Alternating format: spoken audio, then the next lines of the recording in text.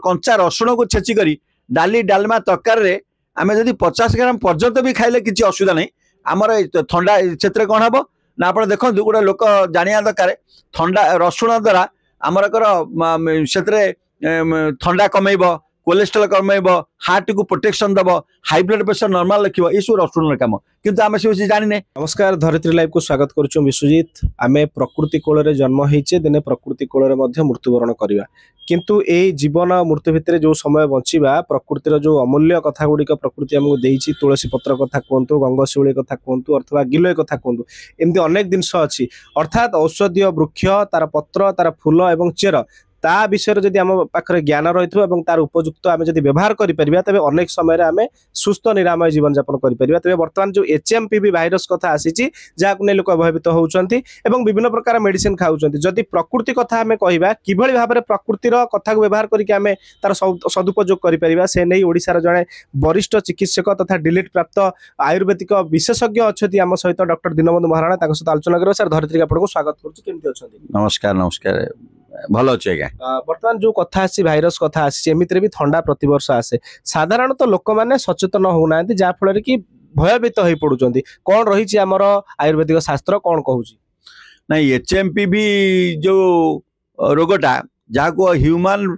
Metabolism virus बोली कह जाए जहाँ माने जो चाइना रू आसिला एवं भारत वर्ष यहाँ प्रवेश करिछि आम केंद्र स्वास्थ्य विभाग पक्षर सचेतन कराउछि आमर आयुष डिपार्टमेंट आमर जो विभाग अच्छी आयुर्वेदर विभाग केंद्र सरकार तातर सचेतन कराउछि एथिरे भयभीत करवार नहीं कारण ये रोग हेले एथिरे ज्वर होता है ठंडा होता है काश होता है एवं निमोनिया भली मध्य रोग देखा देता है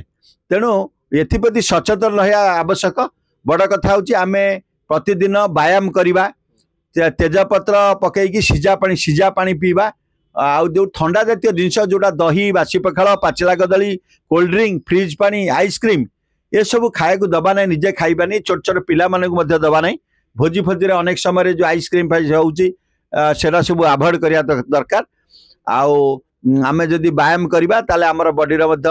विभिन्न ऑर्गन एक्टिव हबो व्यायाम करबा आउ एथिपई आमे सचेतन होइबा कोन आमे सिजा पानी पीवा आपर आमर जदि पाइबा बिना पैसा रे आम आयुर्वेद तो अनेक शास्त्र मेडिसिन अच्छी ता पूर्व आम जदि चाहिए आमर गोटे रोचे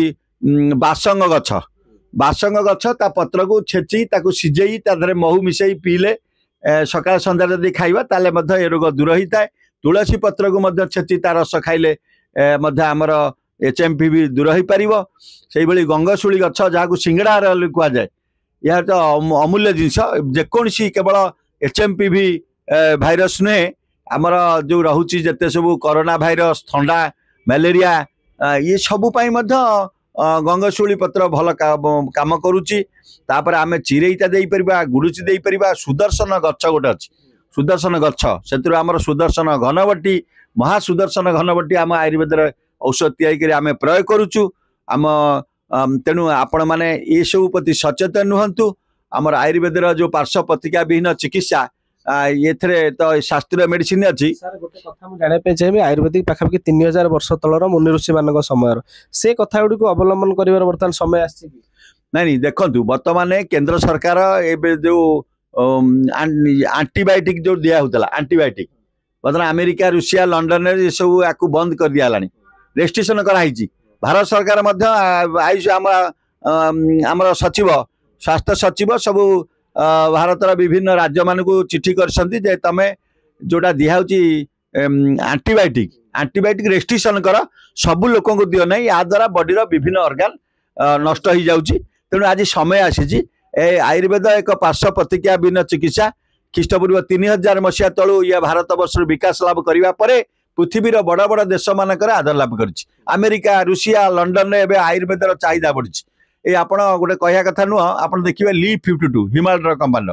गला थरक 40 कोटी टका सेल इंडिया सब एलोपैथ डाक्तर आधुनिक डाक्तर लिखुं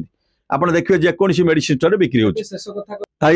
आम जदि कहली जमी स्वास्थ्य सचेतनता आम हो पार जमी सिजा पानी पीवा व्यायाम करवा प्रतिदिन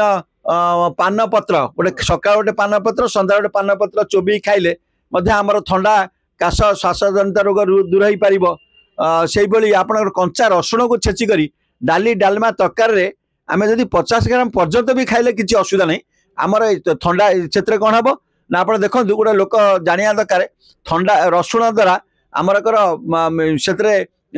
थंडा कमेब कोलेस्ट्रॉल कमेब हार्ट को प्रोटेक्शन दब हाई ब्लड प्रेशर नॉर्मल रखियो ये सब रसुण काम किंतु आम से जाने तेणु प्रत्येक को मुझे अनुरोध करी चैनल मध्यम आपण मैंने रसुण खातु अदा रस को खावा पूर्व खातु पान पत्र सका सन्ध्या गोटे खातु आ पारे तो गंगशिउली पत्र रस ताको सेवन करेंगे महू सहित बासंग पत्र सेवन करेंगे गुड़ुची गुड़ुची जहाँ गुड़ुची घनबटी बोली आम कह जाए भारी पपुलार से कोरोना समय गुड़ुची चाहिदा बढ़ी जाइए चिरईता ये सब गछपत्र द्वारा आम उपकृत हो पारे थंडा काश श्वास निमोनिया भल हो पार और HMPV भली भयानक रोग दूर हो पार एप्रति भय करना नहीं आपण मैंने सचेतन रुहतु आयुर्वेद जो हित उपदेश अच्छी ताकू मानि चलतु और अभिज्ञ डाक्तर परामर्श क्रमे औषध सेवन करंतु आपण निश्चित भाव में HMPV भली भयानक रोग दूर हो पारे सुस्थ रे और दीर्घायु हो पारे। निश्चित भाव में आम सहित थे वरिष्ठ विशेषज्ञ आयुर्वेदिक डॉक्टर दीनबंधु महाराणा जो कथा गुड़ी कहते कि आम हाथ पाखे अनेक जिनस अच्छी बास तार व्यवहार जानवर आवश्यकता अच्छी जहाँफल आम भयभीत होबानी और वर्ष सारा आम भितर रोग प्रतिरोधक शक्ति वृद्धि पाइब और आम विभिन्न समय रोगे आक्रांत होगा ना आशा करुच्ची विशेषज्ञ कथाटी को आप गुरुत्वर सहित नेबे और दैनंदिन जीवन में उतारे आशा रखुचु। कटकरू विश्वजित नायक रिपोर्ट धरित्री लाइव।